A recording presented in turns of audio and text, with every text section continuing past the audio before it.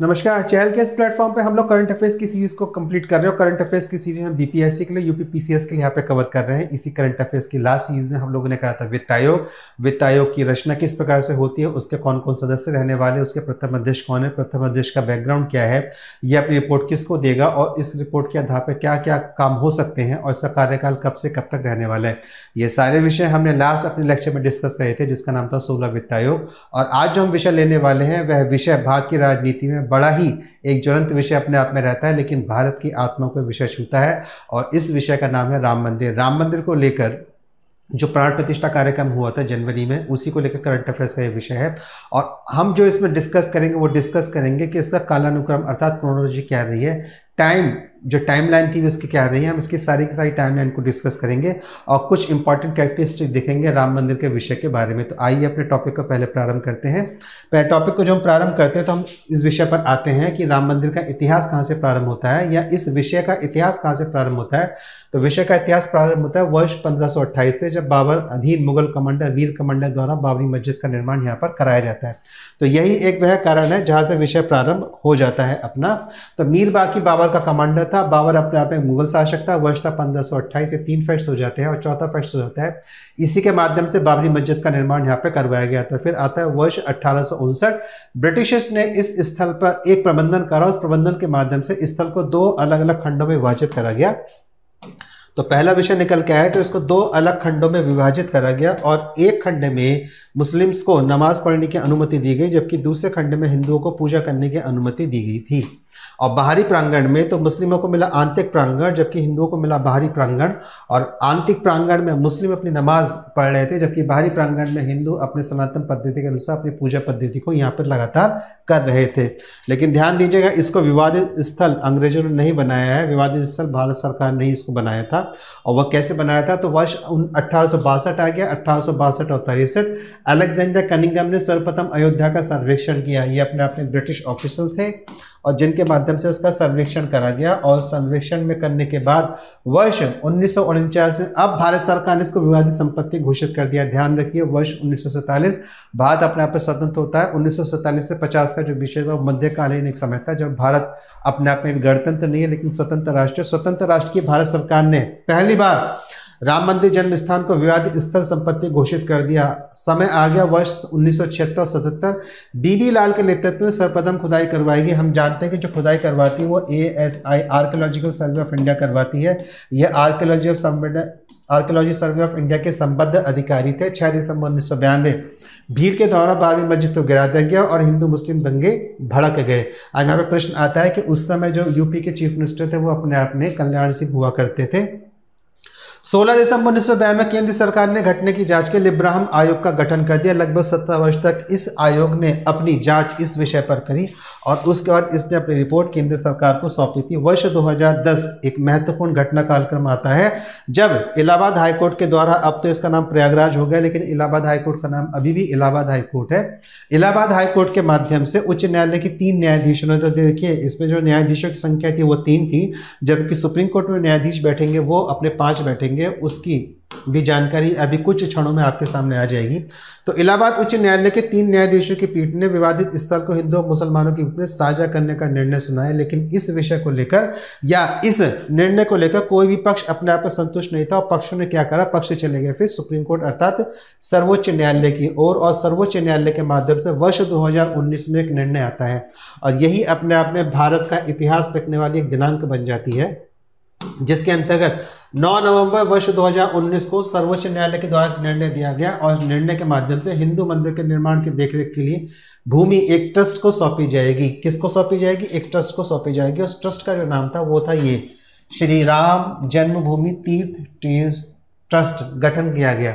तो सौंपी जाएगी और अयोध्या में ही जमीन का एक अलग टुकड़ा मुस्लिम समूह को भी दे दिया जाएगा और उसके अनुसार एक टुकड़ा मुस्लिम समूह को दिया गया, जहां पर भी उनकी मस्जिद जो है बनकर तैयार हो गई। श्री राम जन्मभूमि तीर्थ क्षेत्र ट्रस्ट का गठन किया गया, जिसके सचिव चंपत राय जो है वो विश्व हिंदू परिषद के एक अधिकारी हैं और अध्यक्ष नित्य गोपाल दास बनाए गए। अब ध्यान रखिए, जब राम मंदिर का प्रतिष्ठान हो रहा था तो प्रधानमंत्री ने वह संत जिनके पैर छुए थे वही थे अध्यक्ष नित्य गोपाल दास, और जब पैर छुए थे तो वो राम मंदिर के गर्भगृह में उस समय पूजा वाले स्थल पर बैठे हुए थे। नोट, जो 2019 का निर्णय सुप्रीम कोर्ट के माध्यम से आया था उसमें कुल जजों की संख्या जो थी वो 5 थी, जबकि इलाहाबाद हाई कोर्ट का जो निर्णय आया था उसमें कुल जजेस की संख्या अर्थात न्यायाधीशों की संख्या जो थी वो 3 थी। हमने जो पिछले कुछ लेक्चर से डिस्कस करे हैं बिहार पॉलिटी के पर्टिकुलरली और यूपी पॉलिटी के पर्टिकुलरली, उसने देखा है कि इलाहाबाद उच्च न्यायालय या पटना उच्च न्यायालय का संगठन किस प्रकार से होता है, वहाँ पर जजेस की संख्या कितनी है। इलाहाबाद उच्च न्यायालय और पटना उच्च न्यायालय में जो न्यायाधीश नियुक्त होंगे या किसी भी उच्च न्यायालय में जो न्यायाधीश नियुक्त होंगे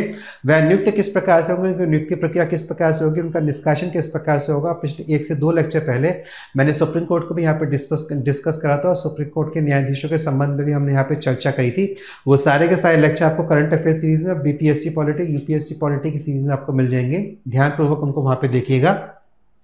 तो जो 5 न्यायाधीश है उसमें एक थे अपने रंजन गोगोई, एक थे जस्टिस एम मोडे, डीवाई चंद्रचूड़, अशोक भूषण और एस अब्दुल नजीर। डीवाई चंद्रचूड़ जो हैं वो अपने न्यायाधीश हैं जो परसों ही सेवानिवृत्त हुए हैं।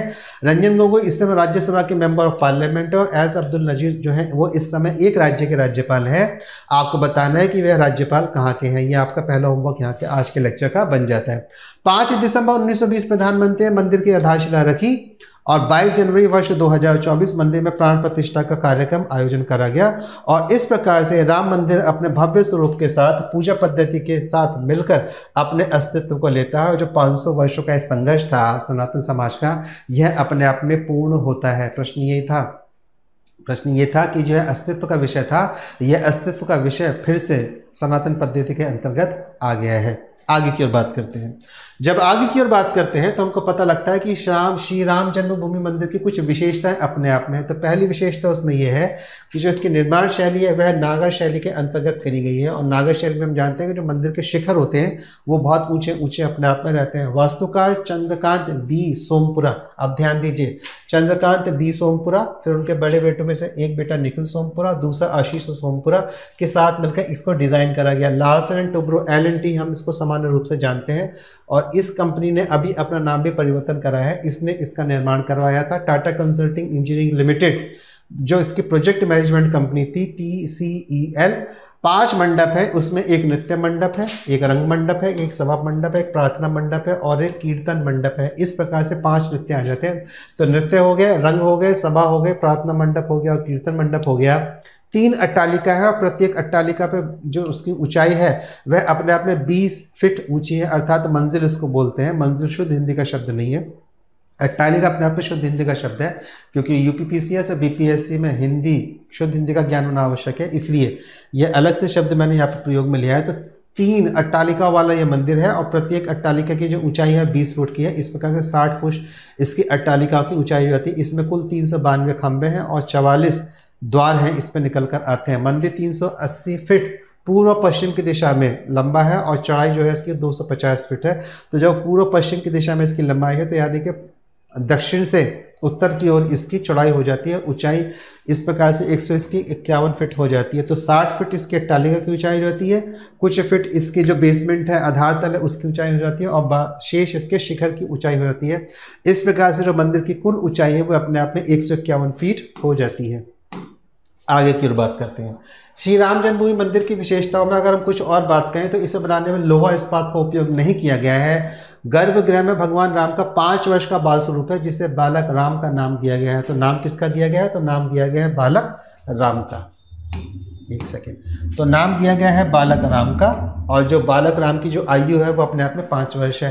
परिसर के चारों कोनों पर एक सूर्यदेव है, एक भगवती है, एक श्री गणेश और एक भगवान शिव है। इनके 4 द्वार उनको समर्पित करके बनाए गए हैं। उत्तरी भुजा में माँ अन्नपूर्णा का मंदिर, तो ध्यान रखिएगा माँ अन्नपूर्णा जहाँ बैठती है वो उत्तरी दिशा का होता है। अब जो उत्तरी दिशा है वह भारतीय सनातन संस्कृति और वास्तुशास्त्र के अनुसार प्रगति की दिशा मानी जाती है, इसलिए वहाँ पे अन्नपूर्णा माँ बैठी हुई है। और दक्षिण भुजा में हनुमान जी का मंदिर है। दक्षिण भुजा जो है वो भारी दिशा मानी जाती है, इसलिए अब हिंदू वास्तुकला के अनुसार यदि किसी घर को देखते हैं तो घर का जो भार होता है वो दक्षिण की तरफ होता है, जो उत्तर होता है उसको हल्का रखा जाता है, यानी कि पानी का काम उत्तर दिशा की ओर होगा और भार का काम दक्षिण की दिशा होगा। इस प्रकार से वास्तुशास्त्र के अनुसार भारत में घरों को डिजाइन करा जाता है। अन्य प्रस्तावित मंदिर महर्षि वाल्मीकि एक मंदिर हो गया, हम जानते हैं। एक हो गए महर्षि वशिष्ठ, महर्षि अगस्त्य, निषाद राज, माता शबरी, जटायु और देवी अहिल्या, क्योंकि इन सब का राम को राम बनाने में जो विशेष महत्व योगदान था उन सबको ध्यान में देखते हुए इन सब के मंदिर भी उसी प्रांगण में या राम मंदिर प्रांगण में बनाए जाएंगे। नोट, भगवान राम की 3 मूर्तियों का निर्माण अरुण योगीराज, पहला अरुण योगीराज ने करा, दूसरा सत्यनारायण पांडे ने करा और तीसरा गणेश भट्ट ने किया। इसमें से अरुण योगीराज द्वारा निर्मित 51 इंच की मूर्ति को प्राण प्रतिष्ठा के लिए चुना गया। तो ध्यान रखिए, ये जो भगवान राम की बालक राम की जो मूर्ति है उसकी जो ऊंचाई है वह 51 इंच की है, जिसकी आयु 5 वर्ष के आकार पर डिजाइन करी गई है। तो 3 मूर्तिकार यहाँ पे लगे, अरुण योगीराज, सत्यनारायण पांडे और गणेश भट्ट, जिसमें से अरुण योगीराज द्वारा जो मूर्ति निर्माण करा गया उसको प्राण प्रतिष्ठा के लिए यहाँ पर चयन किया गया था। या फिर अपना धन्यवाद प्रस्ताव आ जाता है। इसके बाद भी राम मंदिर से संबंधित कोई ऐसी सूचना जो आपको चाहिए या आपको लगता है कि यह सूचना भी हमारे पास होनी चाहिए, तो आप मुझे सीधे संदेश के माध्यम से या कमेंट बॉक्स में आप मुझे लिख सकते हैं। मैं उसका उत्तर आपको उपलब्ध करवाने का प्रयास करूंगा। मिलता हूं नेक्स्ट लेक्चर में, तब तक के लिए जय हिंद और वंदे मातरम।